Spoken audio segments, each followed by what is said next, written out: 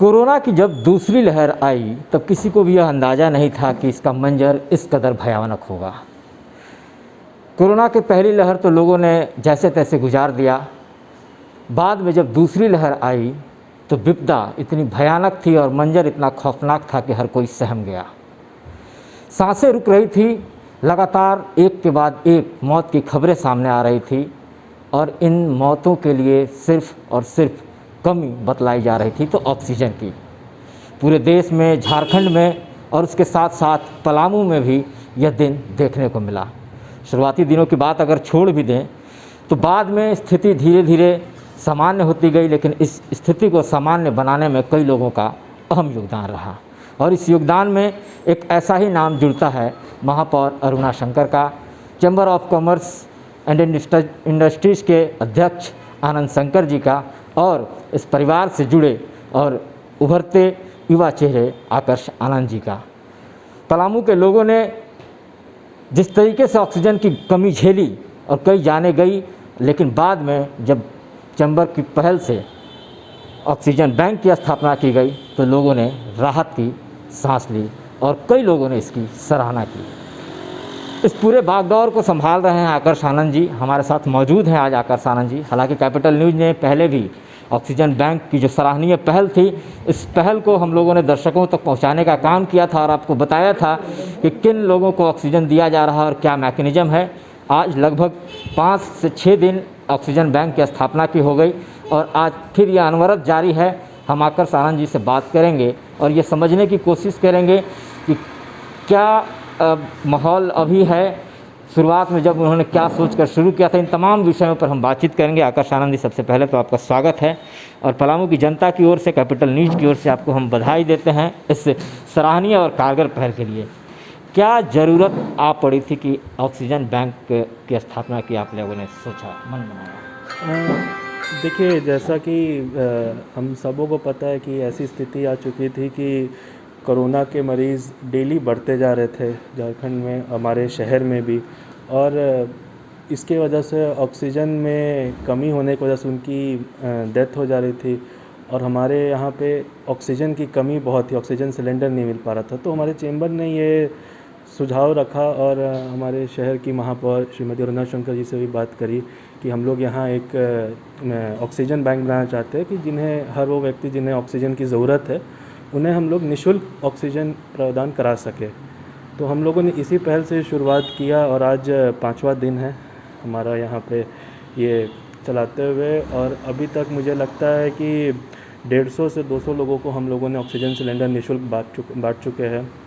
और समय तो हम लोगों ने दिया था 6 बजे, सुबह 8 बजे से शाम के 6 बजे तक, लेकिन रात के 12 बजे तक भी ऑक्सीजन सिलेंडर जारी है। तो हमारी यही कोशिश रह रही है कि हम जितना ज़्यादा से ज़्यादा लोगों को मदद करें, चाहे किसी भी समय हो। हमारा चैम्बर परिवार हमेशा उनके लिए खड़ा है। जब भी किसी को ऑक्सीजन की ज़रूरत पड़े, हम उन्हें ज़रूर दे रहे हैं, उन्हें चाहे जैसे भी हो। विपदा की इस घड़ी में जिस चीज़ की सबसे ज़्यादा ज़रूरत थी वह था ऑक्सीजन। लोगों को ऑक्सीजन मुहैया कराकर आप और आपका परिवार कैसा अनुभव कर रहा है? देखिए, ये बात है अब कि जैसे पहले भी बात हुई थी कि लोगों ने पूछा कि आप लोग निःशुल्क चला रहे हैं इसे, तो इसमें कुछ ना कुछ खर्चा आता ही होगा। तो जाहिर सी बात है, खर्चे आते ही है। लेकिन आज के डेट में हम लोग या हमारे चैम्बर परिवार और महापौर मैडम ने भी हमारे को यही बोला कि हमें को पैसे की चिंता नहीं करनी है, हमारे को जान बचाना है। जान से बड़ा कोई चीज़ नहीं है, कोई धन नहीं है। तो किसी भी व्यक्ति की अगर हमारे एक ऑक्सीजन सिलेंडर से अगर जान बच जाती है तो वो हमारे लिए बहुत बड़ा, मतलब एक उपलब्धता हम लोग प्राप्त कर लेंगे अगर इससे होगा। तो इससे हमारे चैम्बर परिवार को बहुत ही गर्व महसूस हो रहा है कि हम लोग ऐसा कार्य कर रहे हैं। बिल्कुल, ये गौरवान्वित करने वाली बात भी है पलामू के लिए भी, क्योंकि आपको हम बता दें कि दूसरे राज्यों में तो इस तरीके के काम हो रहे थे, लेकिन अगर हम झारखंड की बात करें और पलामू की बात करें तो यह अपने आप में एक अनोखा और सबसे अलग पहल है जब ऑक्सीजन बैंक खोलकर लोगों को राहत दी जा रही है और वो भी बिल्कुल मुफ्त। आकर्ष आनंद जी, क्या इसका मैकेनिज़्म है, कैसे आप लोग तय करते हैं कि किसको ऑक्सीजन देना है, किसको नहीं देना है? इसका भी कुछ बताइए, कैसे लोग पहुँचेंगे आप तक? देखिए, हम लोगों ने मैकेनिज़्म ये सेट कर रखा है कि कोई भी व्यक्ति हमारे को बस वो डॉक्टर प्रिस्क्रिप्शन ला के दे दे, क्योंकि आप जान ही रहे होंगे कि आज के डेट में सिलेंडर की भी बहुत कमी है। कई लोगों ने सेफ्टी पॉइंट ऑफ व्यू से बैकअप में, उन्हें कोविड नहीं है लेकिन उन्होंने सिलेंडर अपने घर में ऑक्सीजन का रख लिया है, और इस वजह से किसी भी व्यक्ति जिसे ज़रूरत है उस सिलेंडर के अभाव में उसे नहीं मिल पा रहा। तो हम लोगों ने यही नियम सेट करा था कि कोई भी आदमी अपना मेडिकल प्रिस्क्रिप्शन लेके आए डॉक्टर से कि हाँ उन्हें ऑक्सीजन की तुरंत ज़रूरत है, आधार कार्ड लेके आए, हम उन्हें तुरंत ही ऑक्सीजन सिलेंडर नया दे देंगे। प्राइवेट हॉस्पिटल में भी अभी काफ़ी दिक्कत आ रही है। होम आइसोलेशन वालों को तो आप व्यवस्था करा रहे हैं, लेकिन प्राइवेट हॉस्पिटल की अगर हम बात करें तो वहाँ भी ऑक्सीजन की कमी हो रही है। मरीज उनके परिजन हैं वो भाग दौड़ कर रहे हैं, परेशान हो रहे हैं। तो इसके लिए आप लोगों ने क्या निर्णय लिया है, इस पर कोई पहल कर रहे हैं कि नहीं? देखिए, अभी हम लोगों ने जो भी हमारे परिसर में जितने भी लोग आ रहे हैं, चाहे वो कहीं अगर बाई चांस प्राइवेट हॉस्पिटल से ये जो भी ज़रूरतमंद लोग आ रहे हैं, हम लोग सबों को ऑक्सीजन दे रहे हैं। हमने अभी ये नहीं डिफ़ाइन किया है कि हम प्राइवेट हॉस्पिटल वालों को नहीं देंगे। कोई भी हमारे यहाँ आए, उन्हें ज़रूरत है, चेंबर उन्हें ऑक्सीजन ज़रूर देगा। हाँ जी। चलिए, तो ये आकर्ष आनंद जी से हम बातचीत कर रहे थे, और आपके स्क्रीन पर वो जो नंबर हम आपको बता दें कि पहले भी नंबर जारी किया गया था, और लगातार कैपिटल न्यूज़ के माध्यम से हम अपने दर्शकों को और पलामू के लोगों को यह बता रहे हैं कि ऑक्सीजन बैंक बस स्टैंड के सामने जो मोहन सिनेमा हॉल है, होटल ज्योति लोक है, वहाँ पे चल रहा है। आप निःशुल्क यहाँ से ऑक्सीजन प्राप्त कर सकते हैं। और जैसा कि आकर्ष जी ने बताया कि डॉक्टर का प्रेस्क्रिप्शन और आधार कार्ड चाहिए होगा, एक खाली सिलेंडर चाहिए होगा 10 लीटर का, उसे लेकर अगर आप आएंगे तो आपको निसंकोच बेधड़क आपको यहाँ से ऑक्सीजन मुहैया कराया जाएगा। यह प्रक्रिया अनवरत जारी है, पिछले 5 दिन हो गए। क्या आप लोगों का टारगेट है, कब तक इसको जारी रखने की बात हो रही है? देखिए, हमने वैसा कोई टारगेट नहीं बनाया है, लेकिन हाँ ये है कि जब तक हमारे परिसर में लोग ऑक्सीजन के लिए आना बंद ना कर दे, उससे हमारे को पता चल जाएगा कि लोगों तक ऑक्सीजन पहुंच जा रही है, चाहे वो सरकार के द्वारा हो या चाहे वो हॉस्पिटल के द्वारा हो। हर ज़रूरतमंद आदमी जिसे भी ऑक्सीजन चाहिए, जब तक उन्हें ऑक्सीजन नहीं मिल रहा, जब तक वो हमारे पास आएंगे, हम लोग इसे जारी रखेंगे। हमारा यही उद्देश्य है कि ज़्यादा से ज़्यादा लोगों को हम मदद कर सके, इसके द्वारा कोई भी आदमी हमारे यहाँ से खाली ना जा पाए। अमूमन अभी कितने पर डे के हिसाब से कितने लोग आते हैं आपके पास ऑक्सीजन सिलेंडर को लेकर? लगभग 40 से 50 लोग। 40-50 लोग अभी आ रहे हैं ऑक्सीजन बैंक में, जबकि कई सरकारी स्तर पर भी प्रयास किए हैं। इसके अलावा भी कई और दूसरे लोग भी हैं जो ऑक्सीजन को लेकर प्रयास कर रहे हैं। उसके बावजूद स्थिति ये है कि अभी भी यहाँ लोग पहुँच रहे हैं। आकर्ष आनंद जी, एक और बात हम आपसे जानना चाहेंगे। अभी जो चर्चा हो रही है कि थर्ड वेव भी आने वाला है, और वो जो जैसा कि सुनने में आ रहा है, जो खबरें आ रही हैं कि वह और भी ख़तरनाक होगा, तो इसे लेकर भी क्या कोई आगे की प्लानिंग है आप लोगों की? कौन चाहेंगे? देखिए, हम लोग चेंबर के माध्यम से ये प्रयास कर रहे हैं कि अभी तो हम ऑक्सीजन हमें बाहर से ला के हम लोग उसे रिफ़िल करके दे रहे हैं। हमारा प्रयास यही है कि हमारे शहर में एक ऑक्सीजन प्लांट लग जाए, ताकि हमारे को बाहर से ऑक्सीजन ला के देना ना पड़े, या किसी भी व्यक्ति को ऑक्सीजन पर डिपेंडेंट आना। हमारा शहर खुद ही इतना क्षमता रखे ऑक्सीजन देने का कि किसी को भी ज़रूरत वाले व्यक्ति को उन्हें यहीं से ऑक्सीजन मिल सके। तो हमारी प्रयास है कि हम ऑक्सीजन प्लांट यहाँ जल्द से जल्द उसको लगवाएं चेंबर के। एक और समस्या आ रही थी ऑक्सीजन के साथ साथ फ्लो मीटर का और रेगुलेटर का, तो क्या आप लोगों ने भी वो समस्या झेला? आपके पास भी लोग आए इस तरीके के? हाँ, वो समस्या हम लोगों ने भी झेला। लोग डेली आते हैं, ऑक्सीजन का फ्लो मीटर के लिए भी मांग करते हैं, लेकिन हम लोग उसके लिए भी प्रयास कर रहे हैं कि हम फ्लो मीटर के अरेंजमेंट कराएं। हम लोग उसके लिए बात कर रहे हैं कि लोग आए तो उन्हें हम लोग कंप्लीट किट ही दें यहाँ से, ऑक्सीजन के साथ ऑक्सीजन लेने के बाद फ्लो मीटर के लिए कहीं और ना जाना पड़े। तो उसके लिए भी हम लोग निरंतर प्रयास कर रहे हैं कि फ़्लो मीटर का भी अरेंजमेंट करवाया जाए।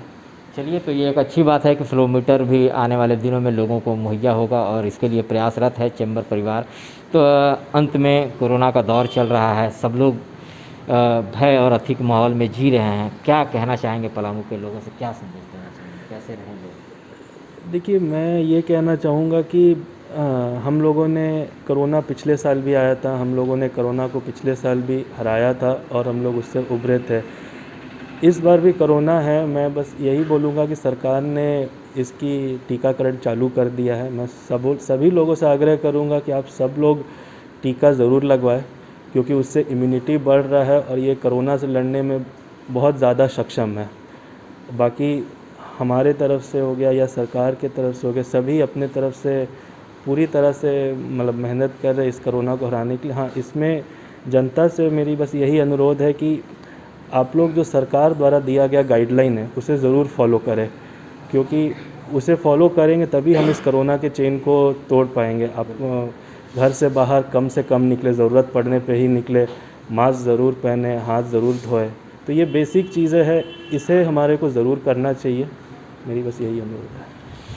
बेशक सरकार का जो गाइडलाइन है उसे हम सब फॉलो करेंगे, तभी हम इस चेन को ब्रेक कर पाएंगे और इस जंग को जीत पाएंगे, जैसा कि हमने कोरोना के पहले लहर में किया था। संयम से रहे थे, गाइडलाइन को फॉलो किया था और जिस तरीके से हमने पहले जंग को जीता है उस तरीके से हम सब मिलेंगे, सब करेंगे, सब आगे आएंगे तो इस जंग को भी जीतेंगे। और आकर्ष आनंद जी से हम बात कर रहे थे और इन्होंने जो बात कही है कि पलामू में जल्द ऑक्सीजन प्लांट की स्थापना हो, तो सरकार से भी इन्होंने मांग किया है कि इसके लेकर थोड़ी संजीदगी दिखाई जाए। हालांकि इस दिशा में पहल की जा रही है, लेकिन देखना यह होगा कि कब तक ये स्थापित हो पाता है। पलामू के लोगों को राहत मिलेगी ऑक्सीजन प्लांट से, ऐसा मानना है लोगों का। और हम चाहेंगे कि कोरोना की दूसरी लहर में जिस तरीके से चंबर परिवार आगे आकर लोगों की मदद कर रहे हैं, निरंतर यह सेवा का भावना बना रहे। और हम भी कोरोना के इस दौर में दर्शकों से और पलामू के लोगों से यह अपील करते हैं कि हमेशा शारीरिक दूरी को मेंटेन करें। अनावश्यक रूप से घर से बाहर निकलने की अभी कोई ज़रूरत नहीं है। हम जब तक गाइडलाइन को फॉलो करते रहेंगे, अपने आप को सुरक्षित रखते रहेंगे, तब तक हम इस जंग से मुकाबला भी करते रहेंगे और हम सब मिलकर इस कोरोना के जंग को जरूर जीतने की कामयाब होंगे। और होटल ज्योतिलोक में जो ऑक्सीजन बैंक संचालित हो रहा है, इसके देख रेख की जिम्मेवारी जैसे ऑक्सीजन बैंक के प्रोजेक्ट चेयरमैन रंजीत मिश्रा के जिम्मे है। रंजीत मिश्रा जी जो समय निर्धारित है 8 बजे से लेकर 6 बजे तक लगातार यहाँ मौजूद रहते हैं और जिस तरीके का रिक्वायरमेंट आता है वो पूरी संजीदगी के साथ लोगों से मिल रहे हैं और उनकी समस्या को दूर करने की कोशिश कर रहे हैं। रंजीत मिश्रा जी भी हमारे साथ हैं और हम उनसे बात करके ये समझने की कोशिश करेंगे कि जब शुरू किया था उस समय क्या स्थिति थी और अभी 5 दिन गुजर चुके हैं, क्या स्थिति बन पा रही है, कितने लोग आ रहे हैं? बिल्कुल, कोरोना संक्रमण का भयानक मंजर से आप हम सभी परिचित हैं। देश में, पूरे देश में अभी मेडिकल इमरजेंसी की स्थिति बनी हुई है। हज़ारों जाने जा रही हैं। हमारे शहर में भी बहुत जाने गई, हमारे परिचित में, हमारे रिलेशन में। इसको देखते हुए इस दर्द को कोई नारी ज़्यादा समझ सकती है इसके लिए, बल्कि हमारी महापौर श्रीमती अरुणा शंकर जी आगे बढ़ी और ऑक्सीजन निःशुल्क उपलब्ध कराकर कितनी माताओं का गोद, कितनी बहुओं का श्रृंगार को बचाने का काम करके अपने आप को साबित कर दिया है कि नारी शक्ति जो चाहे संभव कर सकती हैं।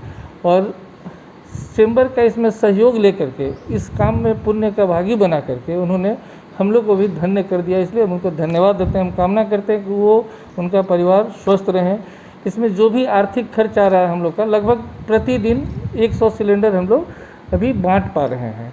इसमें कभी कभी आवश्यकता पड़ जाता है तो सदर अस्पताल को भी हम लोग सिलेंडर देते हैं, जो कि बाद में वापस भी आ जाता है। इस तरह से हम लोग सहयोग करके काम चला रहे हैं, जो कि इसमें लगभग 20 से 25 हज़ार रुपये का डेली खर्च आ रहा है, जो महापौर खुद, उनके परिवार, उनके हस्बैंड, जो हमारे चैम्बर के अध्यक्ष भी श्री आनंद शंकर जी, इन लोग के सहयोग से सारा ये काम किया जा रहा है।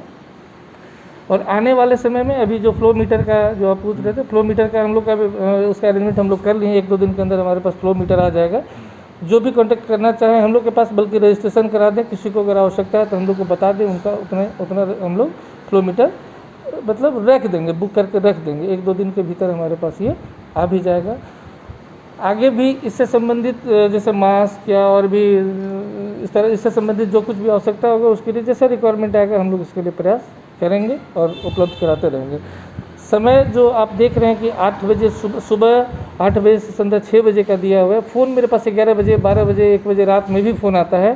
हम कुछ सिलेंडर भर के रखे रहते हैं कि इमरजेंसी में कोई कभी भी आ जाए तो हम कभी किसी को ना नहीं बोले, ये हम दावे के साथ कह सकते हैं कि हम सोशल मीडिया पे भी डालते रहते हैं इस चीज़ को। कोई एक आदमी को भी ये शिकायत नहीं हुआ कि कोई मेरे यहाँ से वापस चला गया हो बिना सिलेंडर लिए या किसी तरह का ये। और हम तब तक करते रहेंगे जब तक आवश्यकता होगा, उसके लिए हम लोग हमेशा तैयार रहेंगे। बेशक यह अच्छी पहल है और एक बड़ी पहल है कि रंजीत मिश्रा जी जिस संजीदगी के साथ जिस सहानुभूति दिखाते हुए लगे हुए हैं इस काम को, तो लोगों को निश्चित तौर पर राहत मिल रही होगी। और जैसा कि इन्होंने बताया कि रात में भी इनके पास कॉल आता है, जो समय आप बोर्ड पे देख रहे हैं स्क्रीन पे, जैसा कि हम लोगों ने बताया है, उसके बाद भी। और ये ज़रूरत ही ऐसी है कि कभी भी किसी को ज़रूरत पड़ सकती है, तो उसकी भी व्यवस्था है। कोई भी आदमी निराश होकर यहाँ से नहीं लौट रहा है। तो हम यही कामना करेंगे कि यह जो सेवा भावना का जो उद्देश्य है, यह आने वाले दिनों में भी बरकरार रहे, और तब तक बरकरार रहे जब तक हम सब मिलकर इस जंग को जीत नहीं लें। सहयोगी अमित कुमार के साथ रविशंकर।